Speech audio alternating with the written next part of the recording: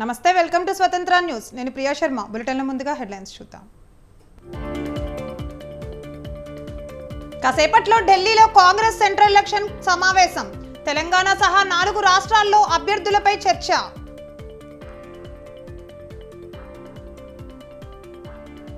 ఢిల్లీకి చంద్రబాబు, పవన్ బీజేపీతో పొత్తు అంశంపై చర్చలు.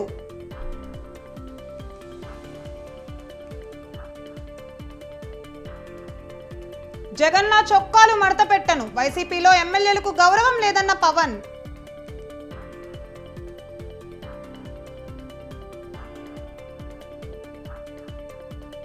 సీఎం ఆదేశాలతో ముద్రగడను కలిసాం, సముచిత స్థానం ఉంటుందన్న మిథున్ రెడ్డి.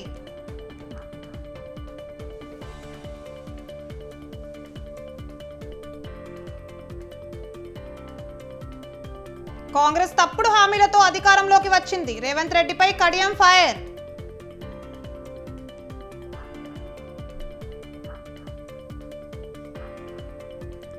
ఫ్లాట్ గా ముగిసిన స్టాక్ మార్కెట్లు. సెన్సెక్స్ 33 పాయింట్లు, నిఫ్టీ 19 పాయింట్ల లాభం.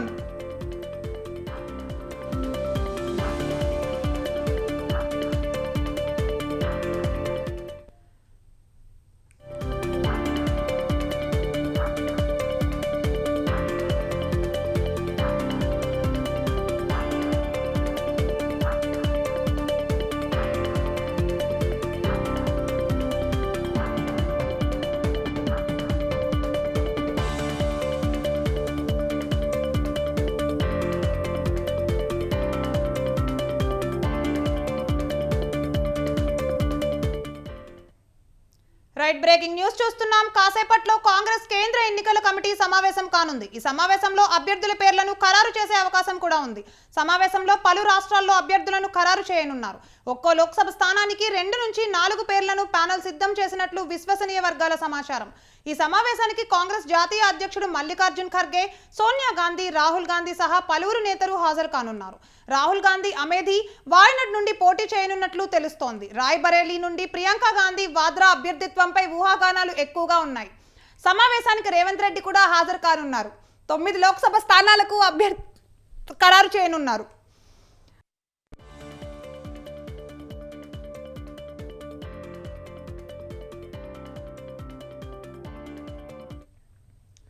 రైట్, ఇదే అంశంపై మరింత సమాచారం మా బ్యూరో చీఫ్ నరేష్ అందిస్తారు. నరేష్, చెప్పండి. ఢిల్లీలో మరికొద్ది సేపట్లో కాంగ్రెస్ కేంద్ర ఎన్నికల కమిటీ సమావేశం అవుతుంది. కాంగ్రెస్ అభ్యర్థులను ఫైనలైజ్ చేసేందుకు ఈ సమావేశం జరుగుతోంది. దేశవ్యాప్తంగా లోక్సభ ఎన్నికల షెడ్యూల్ మరొక వారం రోజుల్లో వస్తుంది అన్న వార్తలు వెలువడుతున్నాయి. ఈ నేపథ్యంలోనే ప్రధాని నరేంద్ర మోడీ అన్ని రాష్ట్రాల్లో పర్యటిస్తున్నారు, అభివృద్ధి కార్యక్రమాల్లో పాల్పంచుకుంటున్నారు. అదే సమయంలో బీజేపీ ఇప్పటికే 190 మందితో తొలి జాబితాను విడుదల చేసింది.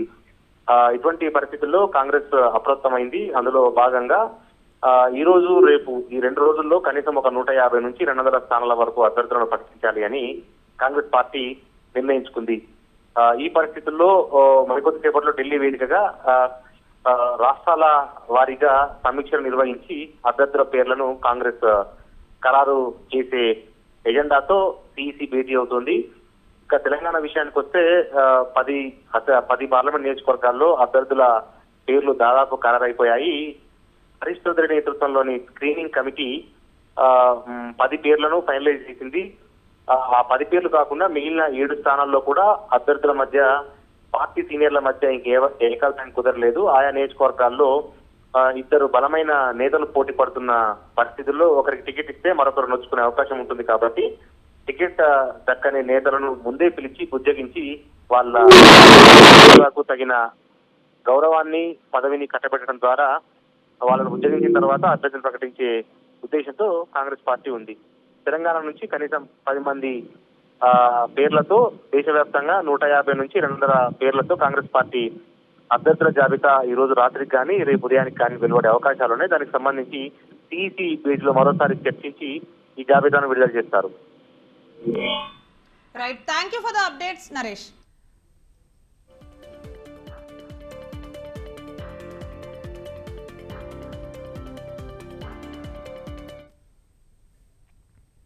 టీడీపీ అధినేత ఆంధ్రప్రదేశ్ విపక్ష నేత చంద్రబాబు నాయుడు ఢిల్లీ వెళ్లారు. ఇవాళ రాత్రి ఢిల్లీలో బీజేపీ అగ్రనేతలతో చంద్రబాబు భేటీ కానున్నారు. రాష్ట్ర చంద్రబాబు ఢిల్లీలోనే బస చేయనున్నారు. జనసేన అధినేత పవన్ కళ్యాణ్ సైతం ఇవాళ ఢిల్లీకి వెళ్లనున్నారు. గురువారం రాత్రి 8 గంటల్లోపు ఆయన ఢిల్లీకి చేరుకుంటారు. రాత్రి 9 గంటల తర్వాత అమిత్ షా, నడ్డాలతో చంద్రబాబు, పవన్ కళ్యాణ్ సంయుక్తంగా భేటీ అయ్యే అవకాశం ఉంది. వీరి భేటీ అనంతరం ఆంధ్రప్రదేశ్లో పొత్తులు, సీట్లపై స్పష్టత వచ్చే అవకాశం ఉంది. ఇవాళ కానీ రేపు కానీ పొత్తులపై స్పష్టమైన ప్రకటన వెలువడనుంది.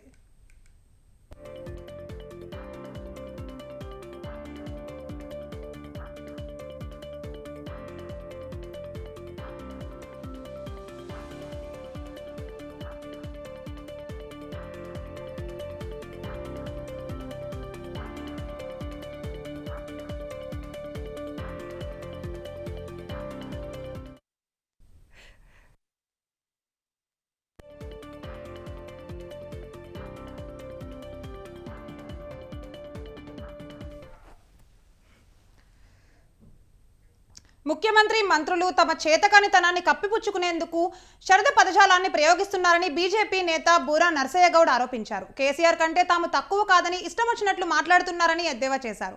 గత ప్రభుత్వం రాష్ట్రాన్ని అప్పుల కుప్పగా చేస్తే ప్రస్తుత ప్రభుత్వం హామీల కుప్పాలను చేస్తోందని అన్నారు. 500కు గ్యాస్ వట్టి గ్యాసే అన్నారు. 200 యూనిట్లకు ఉచిత కరెంట్ అమలు కావడం లేదన్నారు. కాంగ్రెస్ ప్రభుత్వం వచ్చింది, కష్టాలు మొదలయ్యాయి అన్నారు. కాంగ్రెస్ ఖాళీ బిందె, బీఆర్ఎస్ చిల్లులు పడిన ఇప్పుడు ఏమొచ్చినాయి, వంద యాదృచ్ఛికం కానీ ఎండలు పెరిగినాయి, బోర్లు ఎండినాయి, పొలాలు ఎండిపోతున్నాయి. నిన్న ముఖ్యమంత్రి గారు చెప్పారు, జలాశయాలు కూడా ఎండిపోతున్నాయి. కానీ ఒక్కటి మాత్రం, ఏదో సినిమాలో డైలాగ్ ఉంది, ఒక్కటి మాత్రం కామన్. ఏదో సినిమా ఉంది, అది మన అల్లు అర్జున్ సినిమా. ఆ కామన్ పాయింట్ ఏంటంటే ఎండిపోవటం మాత్రం ఖాయం, కష్టాలు రావటం మాత్రం ఖాయం. కాంగ్రెస్ వచ్చింది, పొలాలు ఎండినాయి, చెరువులు ఎండినాయి, జలాశయాలు ఎండినాయి, బోర్లు ఎండిపోయినాయి, కష్టాలు మాత్రం ఫుల్గా వచ్చినాయి. ఇప్పుడు ఏమొచ్చినాయి కాంగ్రెస్ వచ్చిన తర్వాత? జోస్యాలు, హాస్యాలైన సందర్భాలు ఎన్నో ఉన్నాయి. గత తెలంగాణ అసెంబ్లీ ఎన్నికల్లో కేసీఆర్ కారు పార్టీ గ్యారంటీగా గెలుస్తుందని చెప్పిన ఉత్కంఠ జ్యోతిష పండితులు అనంతరం తలలు దించుకున్నారు. ఓటరు మదిలో ఏముందో ఎవరూ ఏమీ చెప్పలేరు. అయితే నేతలు అవతలి వర్గంపై నిర్లక్ష్యం అవలంబిస్తే ఆ చర్య పరాజయానికి దారితీయవచ్చు. ఇద్దరు పీకేలు చేస్తున్న హంగామాకు వైసీపీ మరింత అప్రమత్తమై ఎన్నికల్లో విజయం కోసం ఆలోచనలు సాగిస్తోంది.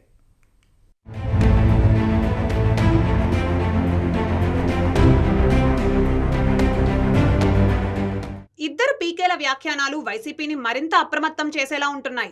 ఒకరు జనసేన అధినేత పవన్ కళ్యాణ్, మరొకరు ఎన్నికల వ్యూహకర్త ప్రశాంత్ కిషోర్. గత ఎన్నికల్లో వైసీపీ అధికారంలోకి రావడానికి ప్రశాంత్ కిషోర్ వ్యూహాలు బలంగా పనిచేశాయి. అలాంటి పీకే ఇప్పుడు వైసీపీకి ఎదురు తిరిగారు. వచ్చే ఎన్నికల్లో జగన్ గెలవడం అంత ఈజీ కాదని ప్రశాంత్ కిషోర్ జోష్యం చెబుతున్నారు. ప్రశాంత్ కిషోర్ మాటలను వైసీపీ పైకి తేలిగ్గా తీసుకుంటున్నా అంతర్గతంగా మరింత అప్రమత్తమవుతోంది.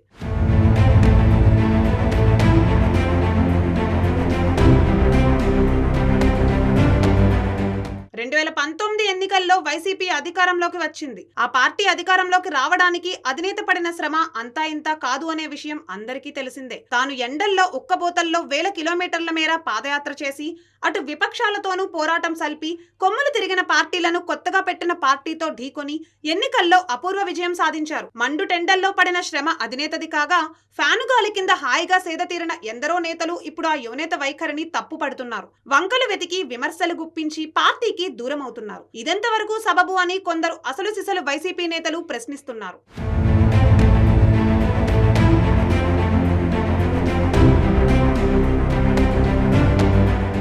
అదేమాయో కానీ సీఎం జగన్ సొంత కుటుంబ సభ్యులు, పార్టీ నేతల నుంచి మొదలైన ఈ వ్యతిరేక గళం ఇప్పుడు ఎన్నికల వ్యూహకర్త ప్రశాంత్ కిషోర్ వరకు వెళ్ళింది. సీఎం జగన్ సోదరి షర్మిల కాంగ్రెస్ పక్షాన చేరి అన్నకు వ్యతిరేకంగా పోరాటం సాగిస్తున్నారు. దివంగత నేత వైఎస్ వివేకానందరెడ్డి కుమార్తె, జగన్ కజిన్ సిస్టర్ సునీతారెడ్డి జగన్ కు వ్యతిరేకంగా ప్రచారం సాగిస్తున్నారు. మరోవైపు సొంత పార్టీకి చెందిన పలువురు మంత్రులు, ఎమ్మెల్యేలు వైసీపీని వీడి టీడీపీ, జనసేన వైపు చూపు సారిస్తున్నట్లు తెలుస్తోంది.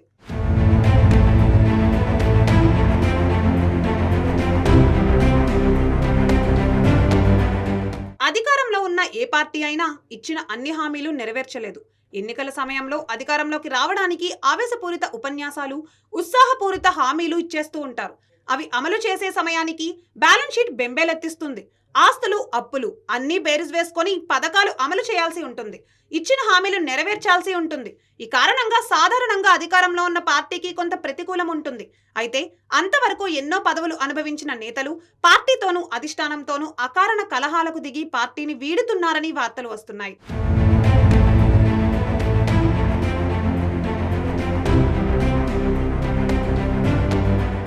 వైసీపీలో స్వపక్ష నేతలే విపక్ష నేతలుగా మారుతూ ఉండడంతో ప్రతిపక్ష నేతలు తమ అవకాశాలు మెరుగుపరచడానికి ప్రయత్నాలు సాగిస్తున్నారు. వచ్చే ఎన్నికల్లో వైసీపీని అధికారంలోకి రాకుండా చేయాలని జనసేన అధినేత పవన్ కళ్యాణ్ విశ్వ ప్రయత్నం సాగిస్తున్నారు. విపక్ష పార్టీలకు ఏకతాటిపైకి తీసుకువచ్చే ప్రయత్నం చేస్తున్నారు. ఇందులో భాగంగా టీడీపీతో ఎన్నికల పొత్తు పెట్టుకున్న పవన్ బీజేపీని సైతం తమ కూటమిలో చేరేలా ప్రయత్నాలు సాగిస్తున్నట్లు సమాచారం. ఓవైపు పవన్ కళ్యాణ్ జగన్ ని టార్గెట్ చేస్తుంటే తాజాగా ప్రముఖ ఎన్నికల వ్యూహకర్త ప్రశాంత్ కిషోర్ దీనికి వంత పాడుతున్న విధంగా వ్యవహరిస్తున్నారు. వైసీపీ ఘోర ఓటమి ఖాయమని జోష్యం చెప్పారు. ఈ వ్యాఖ్యలను వైసీపీ అధిష్టానం పెద్దగా పట్టించుకున్నట్టు లేదు. అయితే ఆ పార్టీ వర్గాలు మాత్రం కొంత అయోమయానికి గురవుతున్నట్లు తెలుస్తోంది.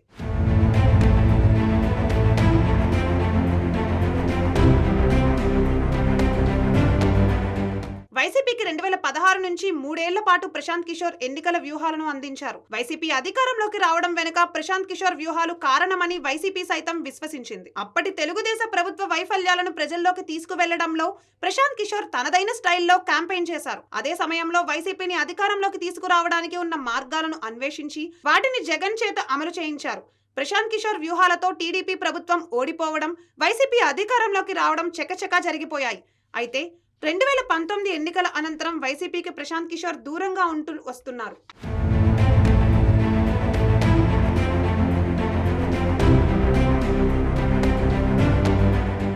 అయితే ఎన్నికలకు కేవలం కొద్ది రోజుల ముందు ప్రశాంత్ కిషోర్ వైసీపీకి వ్యతిరేకంగా మాట్లాడడంతో అంతరార్థమేమిటో ఎవ్వరికీ అర్థం కావడం లేదు. ఒకప్పుడు వైసీపీని అధికారంలోకి తీసుకురావడానికి ప్రయత్నించిన ప్రశాంత్ కిషోరే ఇప్పుడు ఈ రీతిన మాట్లాడడంతో వైసీపీ క్యాడర్ కొంత కలత చెందుతున్నట్లు తెలుస్తోంది. కేవలం పథకాలు ఇచ్చి అభివృద్ధిని పక్కన పెడితే ప్రజలు ఓటు వేసే అవకాశం ఉంటదని ప్రశాంత్ కిషోర్ చెబుతున్నారు. అయితే ప్రశాంత్ కిషోర్ వ్యాఖ్యలను వైసీపీ నేతలు తిప్పి కొడుతున్నారు. గతంలో ప్రశాంత్ కిషోర్ చంద్రబాబుతో భేటీ అయ్యారని, అప్పటి నుంచి చంద్రబాబు చెప్పిన మాటల్ని ప్రశాంత్ కిషోర్ వల్లివేస్తున్నారని వైసీపీ నేతలు విమర్శించారు. బీహార్లో చెల్లని ప్రశాంత్ కిషోర్ ఏపీలో ఎలా చెల్లుతారని ప్రశ్నించారు.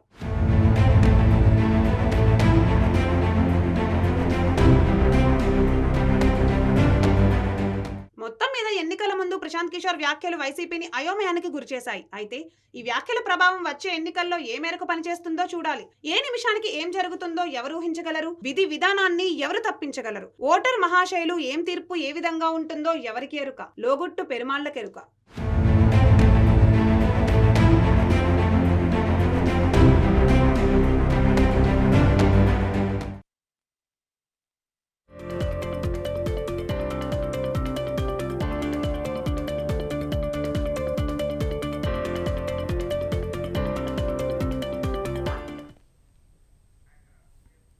రైట్, బ్రేకింగ్ న్యూస్ చూస్తున్నాం. టీడీపీ అధినేత ఆంధ్రప్రదేశ్ విపక్ష నేత చంద్రబాబు నాయుడు ఢిల్లీ వెళ్లారు.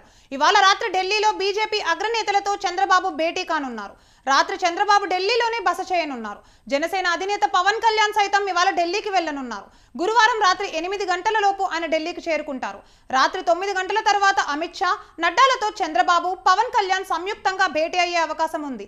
వీరి భేటీ అనంతరం ఆంధ్రప్రదేశ్లో పొత్తులు, సీట్లపై స్పష్టత వచ్చే అవకాశం కూడా ఉంది. ఇవాళ గానీ రేపు గానీ పొత్తులపై స్పష్టమైన ప్రకటన వెలువడనుంది.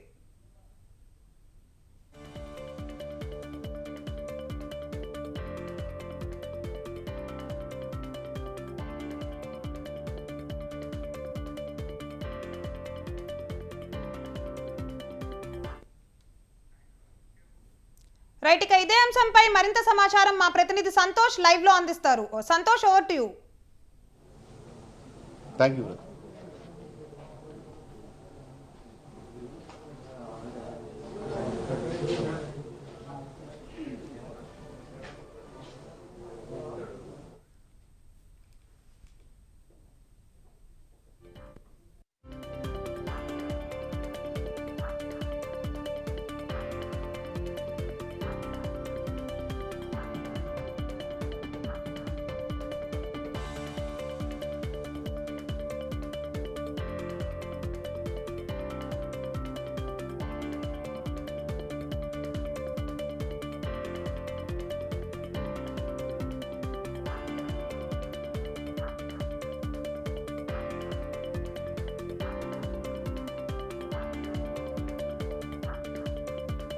అసెంబ్లీ స్థానాలు కూడా ఆశిస్తున్నట్టు కూడా కొంత సమాచారం అందుతా ఉంది. ఏదేమైనప్పటికీ చూసుకున్నట్లయితే కనుక ప్రియా, ఈ పొత్తుల వ్యవహారం అనేది కూడా 1-2 రోజుల్లో అయితే కనుక క్లారిటీ వచ్చే అవకాశాలు కనబడతా ఉన్నాయి. ఇటు జనసేన ఇప్పటికే ఎన్డీఏలో భాగస్వామ్యమైన నేపథ్యంలో ఇటు టీడీపీని సైతం కూడా ఎన్డీఏ కూటమిలోకి వెళ్లేందుకు కూడా జనసేన అధినేత పవన్ కళ్యాణ్ పావులు కదుపుతున్నట్టు కూడా తెలుస్తోంది. అయితే జనసేన అధినేత పవన్ కళ్యాణ్ సైతం కూడా ఢిల్లీ బాట పట్టనున్నట్టు కూడా తెలుస్తోంది. అయితే అందరినీ కూడా పొత్తు కన్ఫర్మ్ అయితే మాత్రం ఇలా ముగ్గురిని కూడా కూర్చోబెట్టి ఇటు కేంద్ర పెద్దలో మాట్లాడే అవకాశాలు కూడా కనబడతా ఉన్నాయి. ఇప్పటికే బీజేపీ ఏపీ రాష్ట్ర అధ్యక్షురాలు దగ్గుబాటి పురంధేశ్వరి, అదేవిధంగా టీడీపీ అధినేత చంద్రబాబు నాయుడు, జనసేన అధినేత పవన్ కళ్యాణ్ పొత్తు కన్ఫర్మ్ అయితే వీరు ముగ్గురిని కూడా కూర్చోబెట్టి పూర్తి స్థాయిలో స్థానాలపై అయితే కనుక ఒక కొలిక్కి వచ్చే దిశగా అయితే కనుక కేంద్ర పెద్దలో చర్చించినట్టు కూడా తెలుస్తా ఉంది. అయితే దాదాపు ఎన్డీఏ కూటమిలో టీడీపీ జనసేన చేరేందుకు కూడా రంగం సిద్ధమైంది అంటూ కూడా ఏదైతే జనసేన టీడీపీ వర్గాలు అయితే కనుక చెప్తా ఉన్నాయి. దీనికి సంబంధించి ఇప్పటికే జనసేన పిఎస్సి చైర్మన్ నాదెండ్ల మనోహర్ సైతం కూడా కొన్ని వ్యాఖ్యలు చేయడం, కీలకమైనటువంటి వ్యాఖ్యలు చేయడం కూడా జరిగింది. బీజేపీతో పొత్తు వ్యవహారం అనేది కూడా ఢిల్లీ కేంద్ర పెద్దలు చూసుకుంటా ఉంటారు. అయితే ఇది ఒక కొలిక్కి ఇది లాస్ట్ చివరి తీసుకొచ్చిందని కూడా చెప్తా ఉన్నారు. ఎందుకంటే ఇటు ఎన్నికల కోడ్ అనేది కూడా ఏపీలో రానున్న నేపథ్యంలో ఇటు పూర్తి స్థాయిలో అయితే కనుక తుది దశకి చేరుకున్న పరిస్థితులు కనబడతా ఉన్నాయి. నిన్న జనసేన అధినేత పవన్ కళ్యాణ్, అదేవిధంగా టీడీపీ అధినేత చంద్రబాబు నాయుడు వీరిద్దరు గంటన్నర పాటు కూడా సుదీర్ఘంగా అయితే కనుక చర్చకొచ్చిన పరిస్థితుల్లో ఇటు రెండో జాబితాలో కూడా పొత్తు ఖరారు అయితే బీజేపీ స్థానాలు సైతం కూడా ఖరారు చేసే అవకాశాలు కూడా కనబడతా ఉన్నాయి. ఏదేమైనప్పటికీ ఇటు రాష్ట్రంలో పొత్తు వ్యవహారం అనేది కూడా ఇప్పుడు బీజేపీ తాకిన పరిస్థితులు కనబడతా ఉన్నాయి. బీజేపీ ఏదైతే ఢిల్లీ చూసుకున్నట్లయితే కనుక ఢిల్లీలో రాజకీయం అంతా కూడా ఒక్కసారిగా వేడుకుతున్న పరిస్థితులు కనబడతా ఉన్నాయి. ఏదేమైనా సరికి ఇటు పొత్తు అనేది కూడా ఒక కొలుక్కు వచ్చే దిశగా అయితే కనుక టీడీపీ అధినేత చంద్రబాబు నాయుడు అడుగులు వేస్తున్న పరిస్థితులు కనబడతా ఉన్నాయి. ఇప్పటికే ఏ పార్టీకి ఆ పార్టీ వ్యూహాలు అయితే కనుక అధికార పార్టీని అయితే కనుక ఎరకాటలో పెట్టే పనిలో అయితే ఉన్నట్టు కూడా తెలుస్తోంది. బీజేపీ చూసుకున్నట్లయితే కనుక కేంద్ర పథకాలని రాష్ట్ర ప్రభుత్వం అమలు చేస్తున్నట్టు కూడా ప్రజల్లోకి తీసుకెళ్లడం కూడా జరిగింది. మరోవైపు చూసుకున్నట్లయితే కనుక టీడీపీ జనసేన ఉమ్మడి పార్టీలు అయితే కనుక పూర్తి స్థాయిలో అధికార పార్టీపై అవినీతి ఆరోపణలు అయితే కనుక చేస్తా ఉన్నది. వీటన్నిటిని చూసుకున్నట్లయితే కనుక ఇటు 3 పార్టీలు పొత్తు ఖరారు అయితే మాత్రం ఇంకా వైసీపీ అధికార పార్టీకి అయితే కనుక పూర్తి స్థాయిలో ఎక్కిపెట్టే వ్యూహాలు అయితే కనుక ఎక్కిపెట్టే పరిస్థితులు కనబడతా ఉన్నాయి. ఏదేమైనప్పటికీ ఇటు బీజేపీ నుంచి 6 ఎంపీ స్థానాలతో పాటు దాదాపు 12 అసెంబ్లీ స్థానాలు అయితే కనుక ఆశిస్తా ఉంది. మరి ఇటు పొత్తులో భాగంగా ఎటువంటి ధర్మాలు పాటిస్తారు ఏంటి అన్న దానిపై అయితే కనుక తీవ్ర ఆసక్తి రేకెత్తుతున్న పరిస్థితులు కనబడతా ఉన్నాయి. మరోవైపు చూసుకున్నట్లయితే కనుక బీజేపీకి 4 ఎంపీ స్థానాలతో పాటు 8 అసెంబ్లీ స్థానాలు ఇచ్చే అవకాశాలు ఉన్నాయంటూ కూడా పెద్ద ఒక వైపున అయితే కనుక వర్గాలు చెప్తున్న పరిస్థితులు కనబడతా ఉన్నాయి. ఏదేమైనప్పటికీ చూసుకున్నట్లయితే కనుక 2024 ఎన్నికలు హాట్ గా ప్రారంభం అవుతాయని చెప్పి ఇటు రాజకీయ వర్గాలు అయితే కనుక చెప్తున్న పరిస్థితులు కనబడతా ఉన్నాయి. Priya, right, thank you for the update Santosh.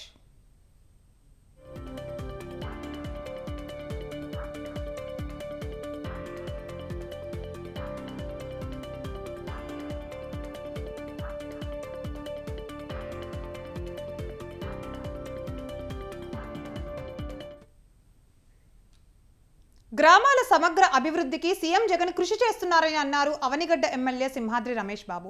అవనిగడ్డలో 16.80 కోట్ల రూపాయలతో అవనిగడ్డ కోడూరు రోడ్డు నిర్మాణానికి ఆయన శంకుస్థాపన చేశారు. అలాగే జడ్పీ నిధులతో నిర్మించిన నూతన shopping complex ZP chairperson Uppala హారికతో కలిసి ప్రారంభించారు. గ్రామ స్వరాజ్యానికి ప్రతీకలుగా నిలిచే గ్రామ సచివాలయాలు, రైతు భరోసా కేంద్రాలు, హెల్త్ అండ్ వెల్నెస్ సెంటర్లు నిర్మించినట్లు తెలిపారు. ప్రభుత్వ సహకారంతో రాష్ట్రంలో విస్తృత అభివృద్ధి జరుగుతోందని సింహాద్రి రమేష్ బాబు అన్నారు.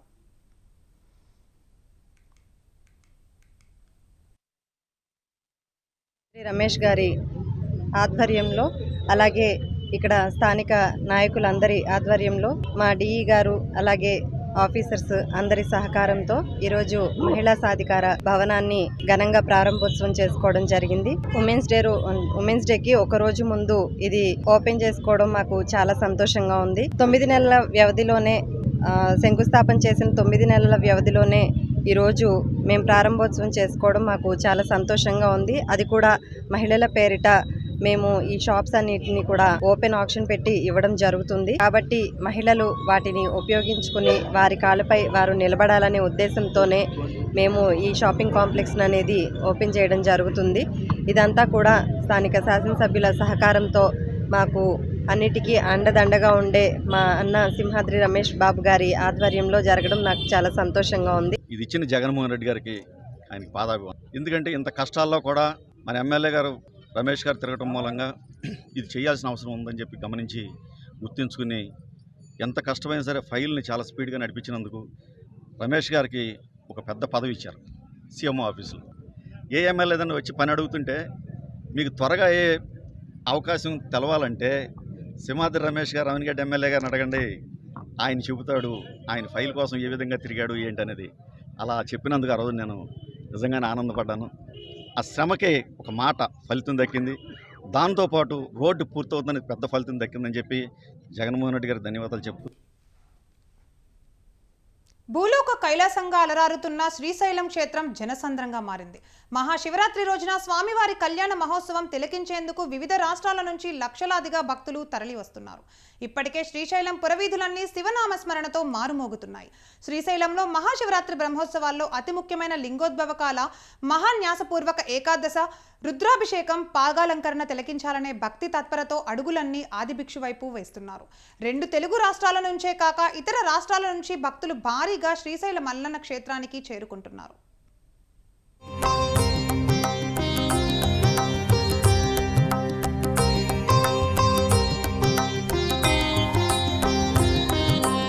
రెండు తెలుగు రాష్ట్రాల నుంచి భక్తులు శివమాలధారులు పాదయాత్ర ద్వారా శ్రీశైలం చేరుకుంటున్నారు. ఏపీలోని వివిధ ప్రాంతాల నుంచి బయలుదేరిన శివమాలధారుల ఆత్మకూరు సమీపంలోని వెంకటాపురం నుంచి ప్రారంభమైన పాదయాత్ర భక్తులు నల్లమల అడవుల్లో కైలాస ద్వారా సాక్షి గణపతి మీదుగా శ్రీశైలం చేరుకుంటున్నారు. ప్రకాశం జిల్లా నుంచి భక్తులు ఆత్మకూరు డివిజన్లోని రోళ్లపెంట చేరుకొని అక్కడి నుంచి నేరుగా పచ్చెర్వకు చేరుకుంటున్నారు. అనంతరం భీముని కొలను మీదుగా శ్రీశైలం క్షేత్రానికి నడక మార్గంలో మల్లన్న దర్శనానికి చేరుకుంటున్నారు. ఆర్టీసీ బస్సులతో పాటు ప్రైవేట్ వాహనాల్లోనూ భారీగా భక్తులు మహాశివరాత్రి జాగరణోత్సవానికి చేరుకుంటున్నారు. పాతాళ గంగ వద్ద పవిత్ర పుణ్య స్నానాలు ఆచరించి స్వామివారిని దర్శించుకోవడానికి ఉవ్విళ్లూరుతున్నారు. శ్రీశైలం శిఖరాలు ఆధ్యాత్మిక వాతావరణం సంతరించుకుంటుంది.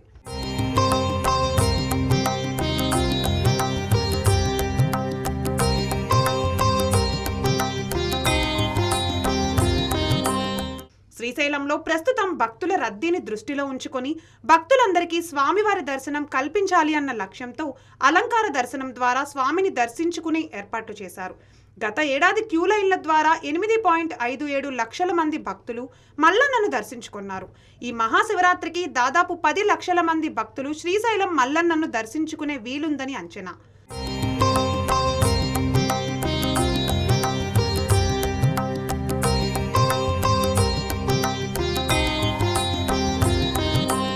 శ్రీశైలంలో స్వామివారి దర్శనార్థం ఏపీ, తెలంగాణ నుంచి భారీగా తరలివస్తున్న భక్తులకు అవసరమైన వసతి సౌకర్యంపై ప్రభుత్వం దృష్టి సారించడం లేదు.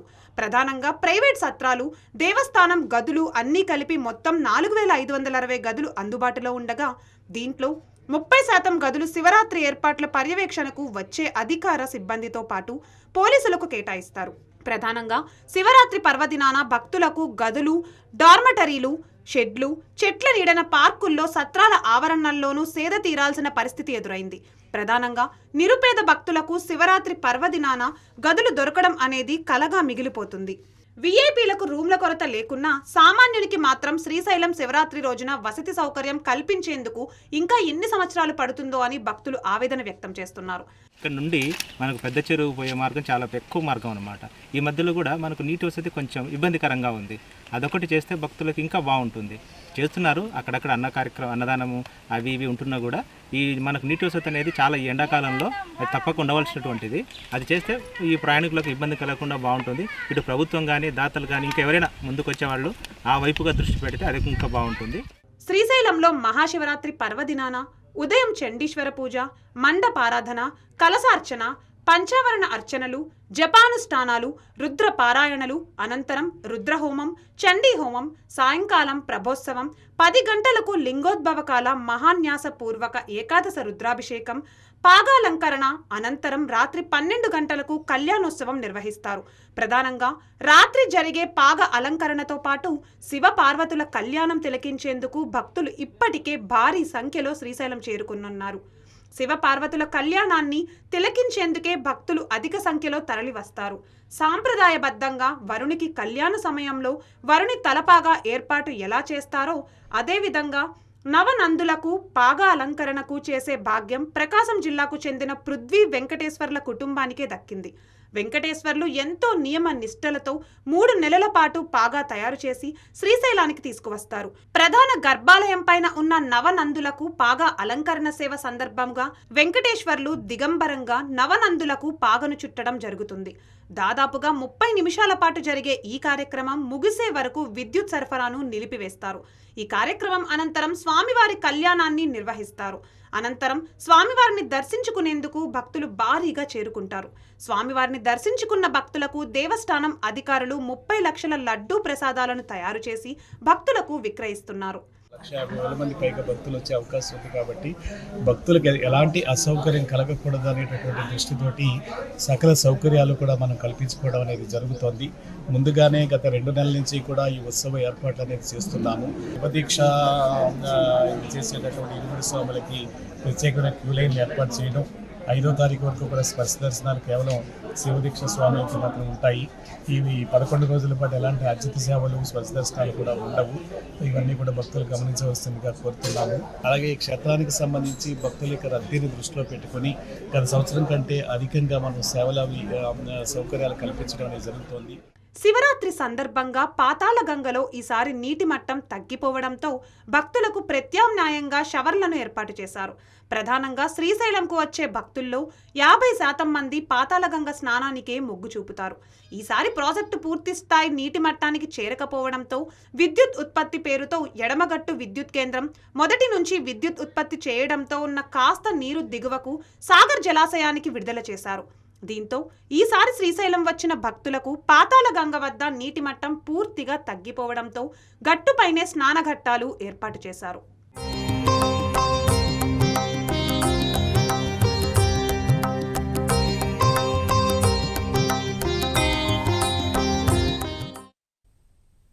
ఇక ఇవి ఈవినింగ్ గడిచిన updates. For more updates keep watching స్వతంత్ర టీవీ.